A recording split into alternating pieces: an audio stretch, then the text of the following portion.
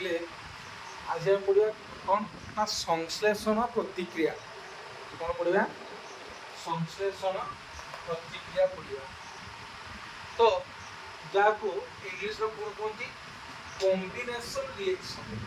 Combination reaction combination meanings कौन करवा combine करवा आम इंग्लिश टर्म रु आम डेफिनेशन ऑलरेडी पाई क्लियर कंबाइन करवा मीन्स एनिथिंग गोटे जिनस अच्छी आउ गोटे आनी सहित कंबाइन करदे अर्थात मिसईदे दैट मीन्स मन कर ए गोटे केमिकल सब्सटेंस अच्छी सहित आम बी गोटे केमिकल सब्सटेंस मिसईदे दीटा मिसीगला गोटे प्रोडक्ट किस ना ए बी ना बुझलानी कौन कहला ना ए गोटे केमिकल प्रोडक्ट बी गोटे केमिकल प्रोडक्ट जो दीटा को मिसागला कौन होगा ना ए बी तो ये डेफिनेशन यहीटा एग्जाम्पल रू आम थोड़ा डेफिनेशन पाइले क्लियर कौन कहला जे आम यहाँ समीकरण यहाँ किए पढ़स यहाँ किए पढ़स आम नेक्स्ट क्लास पढ़ी ना यहाँ को कौन कहते ना प्रतिकारक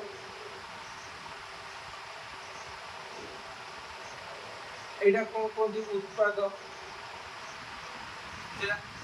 से कहला जे ये प्रतिकारक केतटा रही ना ए गोटे प्रतिकारक बी गोटे प्रतिकारक तो ये प्रतिकारक ए आउ बी दुईटी प्रतिकारक अच्छी ताको पुणी के चिन्ह द्वारा लिखाई प्लस चिन्ह द्वारा तो आम कहीपर केतटा उत्पाद सृष्टि गोटे उत्पाद सृष्टि होता किए ए बी ताको पुणी अलग कर तीर चिन्ह अलग कर बुझे कि नहीं किए अलग कर तीर चिन्ह देन आम ये कौन कहवा जे एकाधिक प्रतिकारक ये ए गोटे प्रतिकारक बी गोटे प्रतिकारक तेना आम कौन कहवा ना एकाधिक प्रतिकारक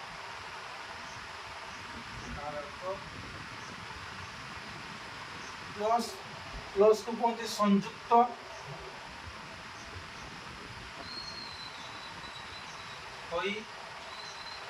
संयुक्त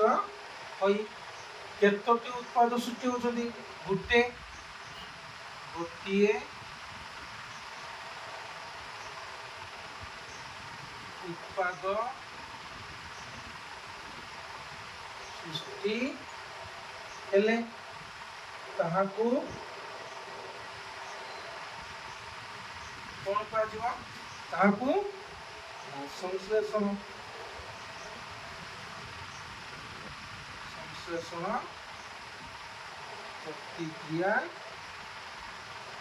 कह जाए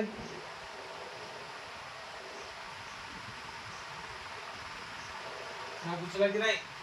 पहले यहाँ बाम पार्श्व को प्रतिकारक दक्षिण पार्श्व को उत्पाद कौन कहला ना प्रतिकारक रु उत्पाद सृष्टि होला बेले किए अलग कर तीर चिन्ह अलग कर प्रतिकारक केतटा रही ना ए गोटे प्रतिकारक बी गोटे प्रतिकारक दुईटी प्रतिकारक किए संयुक्त कर प्लस चिन्ह संयुक्त करुँच कौन डेफिनेशन आइला एकाधिक प्रतिकारक संयुक्त हो एकाधिक एक रु अधिक ये दुईटा रही भी तीन टा रही पारे चार्टा रही पारे एभलिया केते अच्छी है तो कौन कही एकाधिक प्रतिकारक बेसी कौन हो संयुक्त हो गोटे उत्पाद सृष्टि करती गोटे उत्पाद किए ए बी गोटे उत्पाद सृष्टि कले आम कौन कहवा संश्लेषण प्रतिक्रिया बोली कहवा कौन कहवा संश्लेषण प्रतिक्रिया गोटे एग्जाम्पल ये तो गोटे आम बुझे उदाहरण मध्यम गोटे एग्जाम्पल ना कौन एग्जाम्पल ना तुम भितर कैजन पिले क्रिकेट खेल ना से क्रिकेट पड़िया आड़ को जीवा जो क्रिकेट खेल बेले टूर्नामेंट सब हुए गाँ गाँव टूर्नामेंट हुए यही गाँ गाँव टूर्नामेंट हुए टूर्नामेंट है बेले कौन करती ना सब पल्ली चून मारती पिच सब पल्ली चून मारती ଦେଖିଛ ଚୂନ ସବୁ ଆଣନ୍ତି ମୁଣ୍ଡା ମୁଣ୍ଡା ହେଇଥିବ ବଡ଼ ଭାଇମାନେ ଚୂନ ଆଣନ୍ତି। ସେଇ କଲି ଚୂନକୁ ଯଦି ଆମେ କ'ଣ କରିବା ଏକ ବିକର ନେବା ଏବଂ এই ବିକରରେ କିଛି ଜଳ ରଖିଲେ କ'ଣ ରଖିଲେ କିଛି ଜଳ ରଖିଲେ ଜଳର ସଂକେତ ଯେହେତୁ 10 କ୍ଲାସ୍ ଆମେ ଜାଣିଛେ ଜଳର ସଂକେତ କ'ଣ H2O ବୁଝୁଛିବେ ପିଲା ନାହିଁ କ'ଣ ସଂକେତ ଆସିଲା ନା H2O ଯେତେବେଳେ ଜଳ ହେଉଛୁ H2O ତା ସହିତ ଆମେ କ'ଣ ମିଶିଲେ ଚୂନ ଚୂନର ସଂକେତ ନା CaO କ୍ୟାଲସିୟମ ଅକ୍ସାଇଡ୍ ଚୂନ ଭାବିଲେ ବୁଝିଲେ କି ନାହିଁ କ'ଣ ନା ଚୂନ ଯେତେବେଳେ ଚୂନଟାକୁ କାହା ସହିତ ମିଶାଗଲା ଜଳ ସହିତ ଯେତେବେଳେ ଜଳ ସହିତ ମିଶାଗଲା ଏଠି କ'ଣ ପକାଇଥିଲା ଚୂନ କଲି ଚୂନ କି ଚୂନ କଲି ଚୂନ ଯାହାର ସଂକେତ ହେଲା କିସ CaO ବୁଝିଲା ଯେତେବେଳେ ପାଣି ସହିତ ଆମର କିଏ ମିଶିଛି କଲି ଚୂନ ମିଶିଛି ଯେତେବେଳେ କଲି ଚୂନ ମିଶିଲା ତାପରେ ଯାଇକି ଆମେ ତାକୁ ଟଚ୍ କରିବା କାହାକୁ ଟଚ୍ କରିବା ନା ବିକରକୁ ଆମେ ଯାଇକି ଟଚ୍ କରିବା ଯେତେବେଳେ ଆମେ ବିକରକୁ ଟଚ୍ କରିବା ଦେଖିବ ଆମ ହାତ ଗରମ ଲାଗିବ এটা ବି ନିଜେ ଘର ବି ପରୀକ୍ଷା ମାଧ୍ୟମରେ ତୁମେ ବୁଝିପାରିବ ନିଜ ଘର ପରୀକ୍ଷା କରିପାରିବ କଲି ଚୂନ ଆଣିବ ଗୋଟେ ହେଉଛି ଗ୍ଲାସ୍ ଆଣିବ କାଚ ଗ୍ଲାସ୍ ଆଣିବ କାଚ ଗ୍ଲାସ୍ରେ କିଛି ପାଣି ରଖିବ ପାଣି ରଖି ସାରିବା ପରେ ତାକୁ କ'ଣ କରିବ ନା ହେଉଛୁ କିଛି ଚୂନ କଲି ଚୂନ ଭର୍ତ୍ତି କରିବ ଯେତେବେଳେ କଲି ଚୂନଟା ଭର୍ତ୍ତି କଲ କଲି ଚୂନ ଭର୍ତ୍ତି କରିସାରିଲା ପରେ କିଛି ସମୟ ଦେଖିବ କିଛି ବୁଦ ବୁଦ ଦେଇକି ଗ୍ୟାସ୍ ବାହାରିବ କିଛି ବୁଦ ବୁଦ ଦେଇକି ଉପରକୁ ଗ୍ୟାସ୍ ବାହାରିବ ତା ସହିତ କ'ଣ ହେବ ନା ଯେତେବେଳେ ତୁମେ ସେ କାଚ ଗ୍ଲାସ୍କୁ ଛୁଇଁବ ତୁମ ହାତ ତୁରନ୍ତ ଗରମ ଲାଗିବ ତ ଏଇଟା ହେଉଛି କିଭଳିଆ ନା ଯେତେବେଳେ କଲି ଚୂନ ଅର୍ଥାତ୍ CaO ସହିତ CaOଟା କି ଅବସ୍ଥା ରହିଛି କଠିନ ଅବସ୍ଥା ସଲିଡ୍ ଯେତେବେଳେ କଲି ଚୂନ ସହିତ ଆମେ କାହାକୁ ମିଶାଇଲେ ନା ଜଳକୁ ମିଶାଇଲେ ବା ଜଳ ସହିତ H2Oଟା ଲିକ୍ୱିଡ୍ ଅବସ୍ଥା ରହିଛି କଲି ଚୂନଟା କାହା ସହିତ ନା ଜଳ ସହିତ ମିଶିବାରୁ କ'ଣ ହେଲା ନା କଲି ଚୂନ ଜଳ ସହିତ ମିଶିବାରୁ CaOHର ହୋଲ୍ ଟୁ ସୃଷ୍ଟି ହେଲା ଦେଖ OHର ହୋଲ୍ ଟୁ କେତେ ହେଲା ନା ଏଠି ଅକ୍ସିଜେନ୍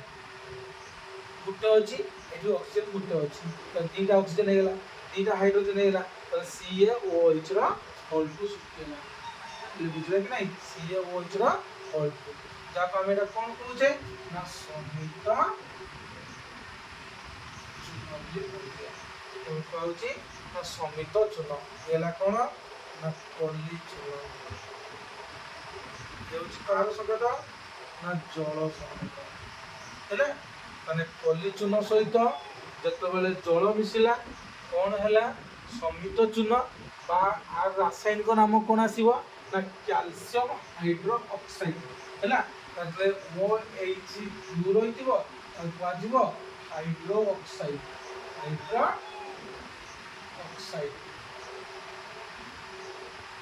ବୁଝିଲା କି ବୁଝିଲାନି ଯେତେବେଳେ OHର ହୋଲ୍ ଟୁ ରହିଥିବ ତାହେଲେ OHର ହୋଲ୍ ଟୁ ସହିତ କିଏ ରହିଛି କ୍ୟାଲସିୟମ ରହିଛି ତେଣୁ CaOHର ହୋଲ୍ ଟୁକୁ ଆମେ କ'ଣ କହୁଛେ ନା କ୍ୟାଲସିୟମ ହାଇଡ୍ରୋକ୍ସାଇଡ୍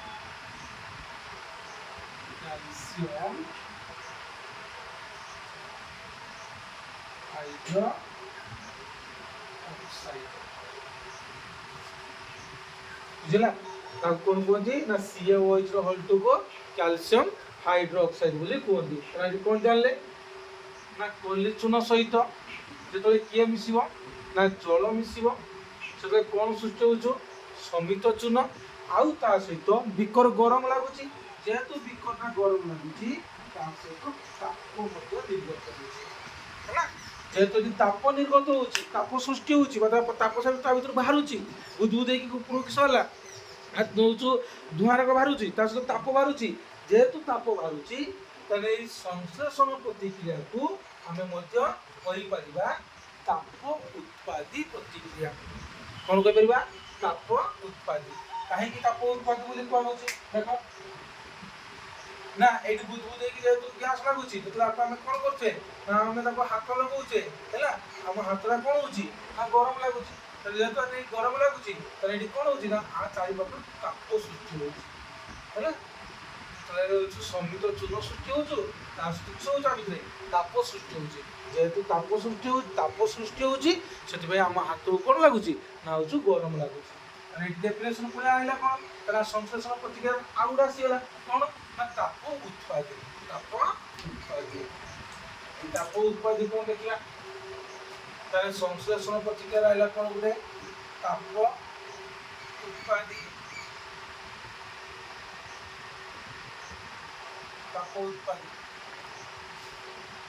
ତ ତାପ ଉତ୍ପାଦୀ କିଏ ଆଇଲା ନା ଯେତେବେଳେ ଆମେ ଜାଣିଲେ କ'ଣ ନା କ୍ୟାଲସିୟମ ଅକ୍ସାଇଡ୍ ସହିତ ଜଳ ମିଶିବାରୁ କ୍ୟାଲସିୟମ ହାଇଡ୍ରୋକ୍ସାଇଡ୍ ସୃଷ୍ଟି ହେଉଛି। এই କ୍ୟାଲସିୟମ ହାଇଡ୍ରୋକ୍ସାଇଡ୍ରୁ କ'ଣ ହେଉଛି ନା ତାପ ନିର୍ଗତ ହେଉଛି। କ୍ୟାଲସିୟମ ହାଇଡ୍ରୋକ୍ସାଇଡ୍ କ'ଣ ହେଉଛି କ୍ୟାଲସିୟମ ହାଇଡ୍ରୋକ୍ସାଇଡ୍ ସୃଷ୍ଟି ହେବା ସହିତ ତାପ ନିର୍ଗତ ହେଉଛି। ସେଥିପାଇଁ ଆକୁ କ'ଣ କୁହାଗଲା ନା ତାପ ଉତ୍ପାଦୀ ବୋଲି କୁହାଗଲା। ତ କ'ଣ କୁହାଗଲା ଏଠି ନା ତାପ ଉତ୍ପାଦୀ। ସେଇଭଳିଆ ତାପ ଉତ୍ପାଦୀର ଆଉ ଗୋଟିଏ କିଏ ଉଦାହରଣ ଆସିବ କ'ଣ ନା ଯେତେବେଳେ କାର୍ବନ ଅର୍ଥାତ୍ କୋଇଲା କାର୍ବନକୁ ଯଦି O2 ସହିତ ପ୍ରତିକ୍ରିୟା କରିବୁ ତା ସହିତ O2 ମୁଁ ତୁମକୁ କହିଛି O2 କାହିଁକି ହେଇଥିଲା ନା ଗତ ପିରିୟଡ଼ରେ କହିଛି O2 ହେଉଛି ହାଲୁକା ହେଉଛି ମୌଳିକ ସେଥିପାଇଁ O2 ଆକାରରେ ଲେଖା ହେଇଛି ଅକ୍ସିଜେନଟା ହେଲା। ତାହେଲେ କାର୍ବନଟି ଯଦି O2 ସହିତ ରାସାୟନିକ ପ୍ରତିକ୍ରିୟା କରେ ତାହେଲେ CO2 କାର୍ବନ ଡାଇଅକ୍ସାଇଡ୍ ଗ୍ୟାସ୍ ସୃଷ୍ଟି ହେଉଛି। ତ କାର୍ବନ ଡାଇଅକ୍ସାଇଡ୍ ଗ୍ୟାସ୍ଟା ଗୋଟେ କାହାର ଉଦାହରଣ ନା ତାପ ଉତ୍ପାଦୀ ପ୍ରତିକ୍ରିୟାର ଉଦାହରଣ। କାହାର ଉଦାହରଣ ନା ତାପ ଉତ୍ପାଦୀ ପ୍ରତିକ୍ରିୟାର ଉଦାହରଣ। ନା ଆମେ ସ୍ୱର ଭିତରକୁ ବାୟୁ ନେଉଛେ ଅକ୍ସିଜେନ ନିଆହେଉଛି। ଯେତେବେଳେ ଅକ୍ସିଜେନ ନିଆହେଉଛି ଛଡ଼ା ହେଉଛି କ'ଣ ଅଙ୍ଗାରକାମ୍ଳ ଗ୍ୟାସ୍ ଛଡ଼ା ହେଉଛି। ଆଗକୁ ଅଛି ପଢ଼ିବା କ'ଣ ପଢ଼ିବା ନା କିଭଳିଆ ଆମେ ଶ୍ୱସନ ପ୍ରକ୍ରିୟା ଅଛି ଆଗକୁ ପଢ଼ିବା ଆମେ। ତ ଶ୍ୱସନ ପ୍ରକ୍ରିୟା ପୂର୍ବରୁ ସି ହେଉଛି କିସ କାର୍ବନ। ତ କାର୍ବନଟା ହେଉଛି କିସ ନା କୋଇଲାର ଗୋଟେ ଅପରୂପ। ତ କୋଇଲାକୁ ଯଦି ଆମେ ବାୟୁ ଉପସ୍ଥିତିରେ ଜାଳିବା ଦେନ୍ କିସ ହେବ ଧୂଆଁ ସୃଷ୍ଟି ହେବ। সেই যে ধোঁয়াটা সৃষ্টি হচ্ছে এটা কি ধোঁয়া না কার্বন ডাইঅক্সাইড ধোঁয়া। এই কার্বন ডাইঅক্সাইড ধোঁয়া সহিত ଆଉ କ'ଣ ଦିଏ ନା କୋଇଲାଟା ଗରମ ହେଲେ ତାପ ସୃଷ୍ଟି ହୁଏ ନା ବୁଝୁନି। କୋଇଲାଟା O2 ସହିତ ରାସାୟନିକ ପ୍ରତିକ୍ରିୟା କରୁଛି CO2 ଗ୍ୟାସ୍ ସୃଷ୍ଟି କରୁଛି। CO2 ଗ୍ୟାସ୍ ସହିତ ଆଉ କ'ଣ ସୃଷ୍ଟି ହେଉଛି ନା ହେଉଛି ତାପ ସୃଷ୍ଟି ହେଉଛି। ତେଣୁ କାର୍ବନଟା ଅକ୍ସିଜେନ ସହିତ ପ୍ରତିକ୍ରିୟା କରିବା ଏକ ତାପ ଉତ୍ପାଦୀ ପ୍ରତିକ୍ରିୟାର ଏକ ଉଦାହରଣ। ସେଇଭଳି କ'ଣ କହିଲା ତାପ ଉତ୍ପାଦୀ ପ୍ରତିକ୍ରିୟା ଆମେ କାହା କହୁଛେ ନା ହେଉଛି ଯେଉଁ ରାସାୟନିକ ପ୍ରତିକ୍ରିୟାରେ ପ୍ରତିକାରକ ଉତ୍ପାଦ ସୃଷ୍ଟି ହେବା ସଙ୍ଗେ ସଙ୍ଗେ କ'ଣ ହେଉଛି ନା ତାପ ଉତ୍ପନ୍ନ ହେଉଛି। ତାହେଲେ ତାପ ଉତ୍ପାଦୀ ପ୍ରତିକ୍ରିୟା। ତାପ ଉତ୍ପାଦୀ ପ୍ରତିକ୍ରିୟା କାହାକୁ କୁହାଯିବ ତାପ ଉତ୍ପାଦୀ ପ୍ରତିକ୍ରିୟା। ତାପ ଉତ୍ପାଦୀ ପ୍ରତିକ୍ରିୟା କୋଉଥିରେ ସଂଶ୍ଳେଷଣରେ। ସଂଶ୍ଳେଷଣ ଏକ କି ପ୍ରତିକ୍ରିୟା ତାପ ଉତ୍ପାଦୀ ପ୍ରତିକ୍ରିୟା। କହିଲା ଯେ ତାପ ଉତ୍ପାଦୀ ପ୍ରତିକ୍ରିୟା କାହା କୁହାଯିବ ଯେଉଁ ରାସାୟନିକ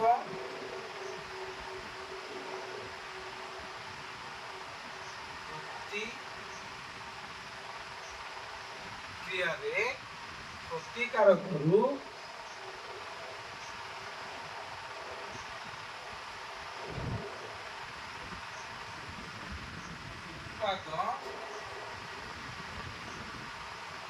ସୃଷ୍ଟି ହେବା ସହ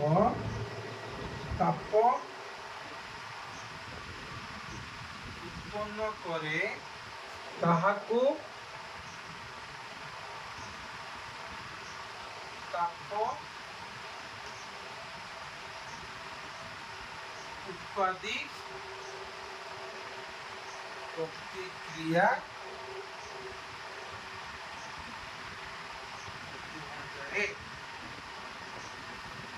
फॉर एग्जांपल कौन आसला एग्जांपल दे देबो धरो C+O2 तीर चिन्ह CO2 Seiko CaO+ H2O hydrogen Ca OH ର whole 2 plus ତାପ ସେଗୁଡ଼ା ପ୍ରାକୃତିକ ଗ୍ୟାସର ଦହନ। ପ୍ରାକୃତିକ ଗ୍ୟାସ କିଏ ନା CH4 ମିଥେନ୍। ତ ମିଥେନଟା ଯଦି କାହା ସହିତ ନା O2 ସହିତ, ମିଥେନ୍ ହେଉଛି କାହା ସହିତ 2O2 ସହିତ କ'ଣ କରିବ ନା ପ୍ରତିକ୍ରିୟା କରିବ, ତାହେଲେ କ'ଣ ସୃଷ୍ଟି ହେବ ନା CO2 ପ୍ଲସ୍ 2H2O। କ'ଣ ଦେବ CO2 ପ୍ଲସ୍ 2H2O। କେତେଟା ଦେଖ ନା ଏଠି କେତେଟା ରହିଛି ଅକ୍ସିଜେନ୍ ରହିଛି 4ଟା ଅକ୍ସିଜେନ୍। 4ଟା ଅକ୍ସିଜେନ୍, ଏଠି କେତେଟା ଅକ୍ସିଜେନ୍ ବ୍ୟବହାର ହେଲା 2ଟା ଅକ୍ସିଜେନ୍।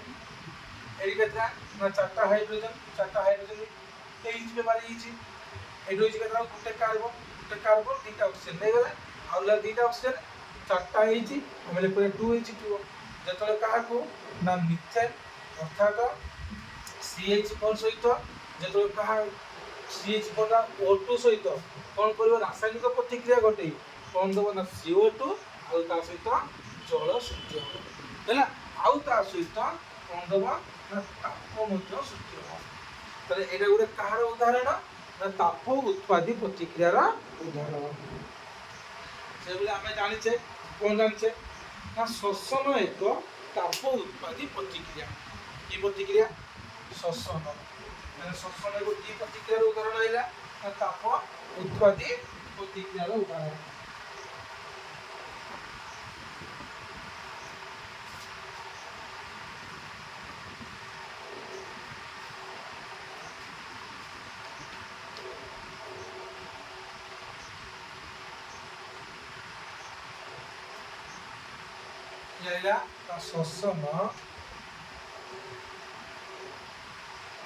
ଶ୍ୱସନ ହେଉଛି କାହାର ନା ତାପ ଉତ୍ପାଦୀ ପ୍ରତିକ୍ରିୟାର ଉଦାହରଣ। ଦେଖିବା ନା ଶ୍ୱସନ କ୍ରିୟା କଥା କହିଲେ ଆମେ କ'ଣ ବୁଝିବା? ଆମେ ଯେଉଁ ଖାଦ୍ୟ ଖାଉଛେ ସାଧାରଣତଃ ଏଇଟା ହେଉଛି କିସ ଆମର ନା ଖାଦ୍ୟ ନଳୀ। ଏଇଟା ହେଉଛି ଆମର କିଏ ରହିଲା ନା ପାକସ୍ଥଳୀ। ତ ଖାଦ୍ୟ ଖାଇବା ଦ୍ୱାରା ଖାଦ୍ୟ ଯାଇକି ପାକସ୍ଥଳୀରେ ପହଞ୍ଚେ। ଯେତେବେଳେ ପାକସ୍ଥଳୀର ଏଠି ଲବଣ ଆମର ବା HCl କ୍ଷରଣ ହେଉଛି। HCl କ୍ଷରଣ ହେବା ଦ୍ୱାରା ଏ ଖାଦ୍ୟଟି ସରଳୀକୃତ ହୋଇ ପାକସ୍ଥଳୀର ସବୁ ଆଙ୍ଗୁଳି ସଦୃଶ ଭିଲି ରହିଛି। এই ভিଲି ଦ୍ୱାରା କ'ଣ ହେଉଛି ନା ଶୋଷଣ ହେଉଛି। ଯେତେବେଳେ ଏଇ ଭିଲି ଦ୍ୱାରା ଶୋଷଣ ହେଉଛି ଏ ଭିଲି କ'ଣ କରୁଛି ଏ ଖାଦ୍ୟର ସରଳୀକୃତ ଅଂଶକୁ ଯେଉଁଟାକୁ ଆମେ କହୁଛେ ଗ୍ଲୁକୋଜ୍ C6H12O6 ହେଲା ସିଏ ନେଇକି ରକ୍ତ ସାହାଯ୍ୟରେ ଆମ କୋଷ ନିକଟରେ ପହଞ୍ଚିବ। ଏଇ ଗ୍ଲୁକୋଜ୍ କେଉଁଠି ପହଞ୍ଚିଲା କୋଷ ନିକଟରେ ପହଞ୍ଚିଲା। ଯେତେବେଳେ ଏଇ କୋଷ ନିକଟରେ ପହଞ୍ଚେ ସେଠି କୋଷ କ'ଣ କରେ ନା ଅମ୍ଳଜାନ ଉପସ୍ଥିତିରେ ଗ୍ଲୁକୋଜଟାକୁ କାହାକୁ ନା ଅମ୍ଳଜାନ ଉପସ୍ଥିତିରେ C6H12O6 କ'ଣ ହୁଏ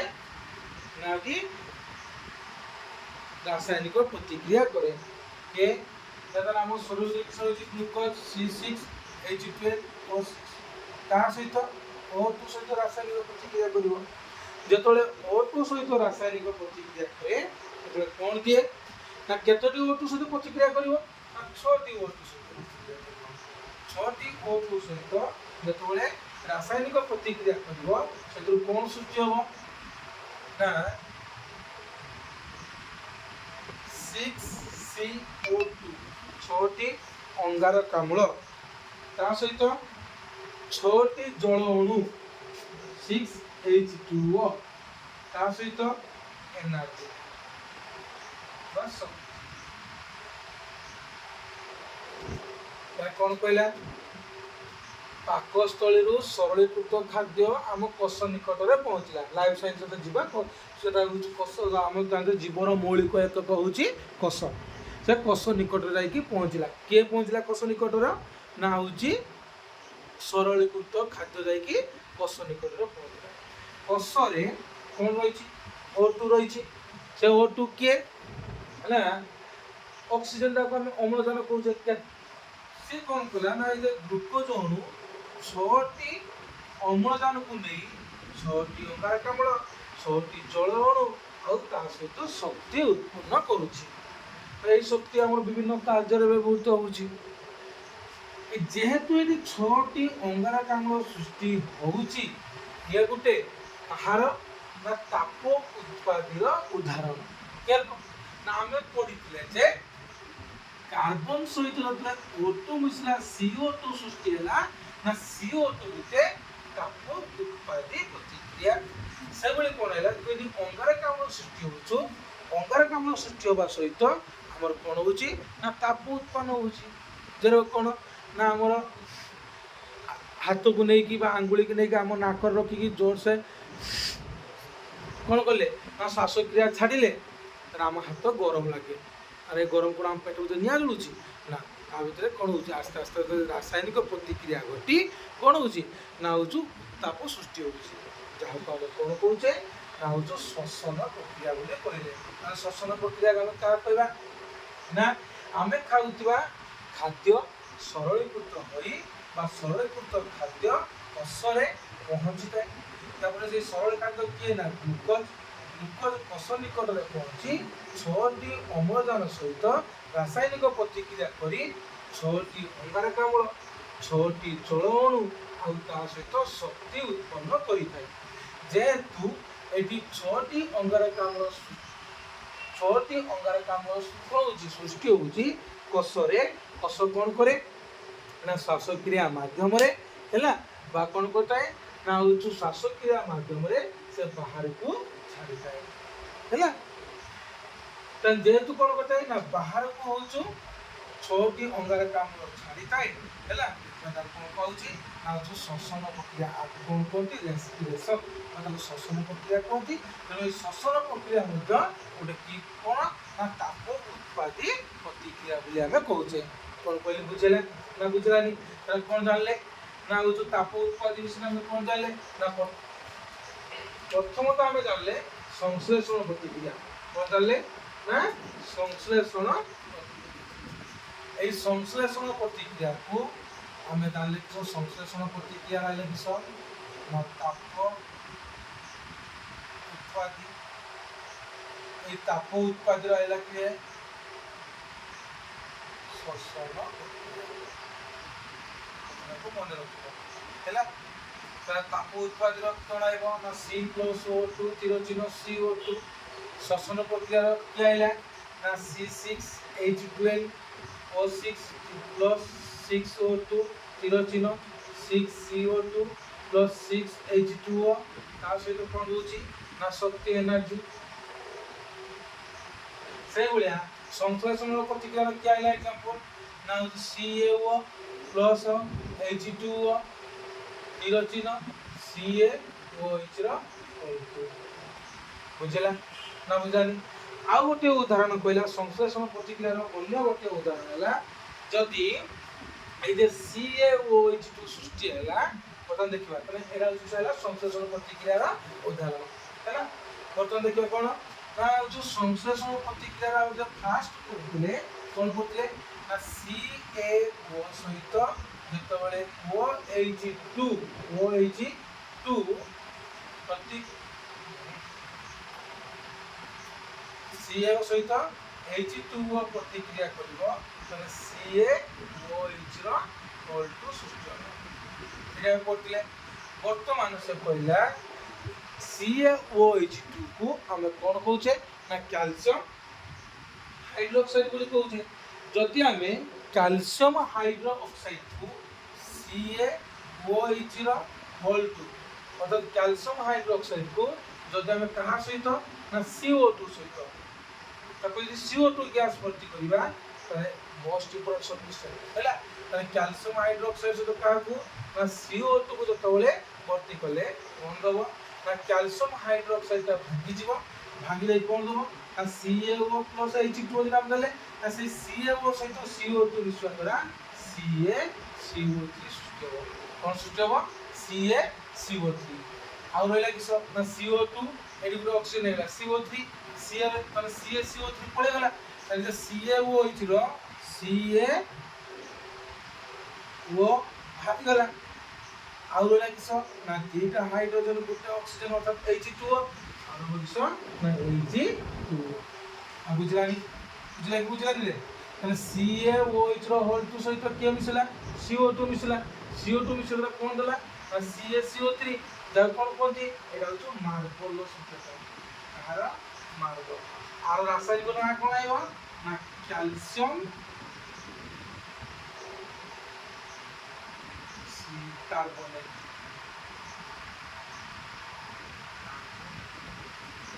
ହେଲା ନାରାକ୍ସ କ୍ୟାଲସିୟମ କାର୍ବୋନେଟ ହେଲା ଯାହାକୁ ଆମେ କଣ କହୁଛେ ମାର୍ବଲ ବୋଲି କହୁଛେ କଣ କହିଲି ବୁଝିଲା କି ନାହିଁ ନା ବୁଝିଲାନି